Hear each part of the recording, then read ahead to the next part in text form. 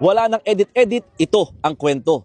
Sinagot ng kampo ni dating Pangulong Rodrigo Duterte yung rekomendasyon ng ICC Registry pagdating sa pagtanggap ng mga victim applicants dito nga sa kinakaharap niyang kaso na crimes against humanity sa International Criminal Court.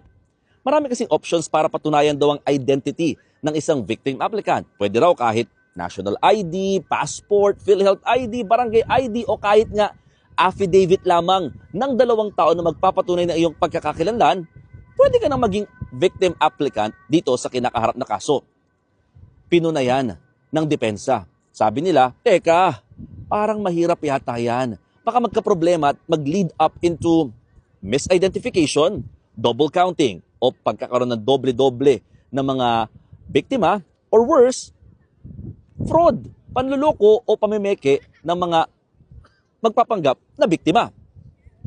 Kaya naman suggestion nila, dapat daw 2 lang, either national ID or passport ang maging qualifications to prove the identity. Sabi ng kampo ng mga biktima, teka, para namang hindi makatao yan. No? May problema pa nga tayo sa national ID sa bansa. At pangalawa, yung passport, hindi naman daw lahat ng Pilipino ay may passport.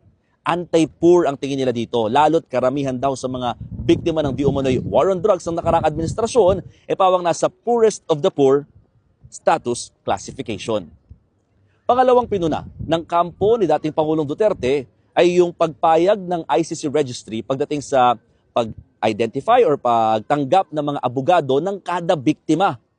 Tingin nila, baka daw maging matagal dahil kailangan pasulatan ang napakaraming mga abogado if ever na maraming aplikante na biktima ang kanilang tanggapin.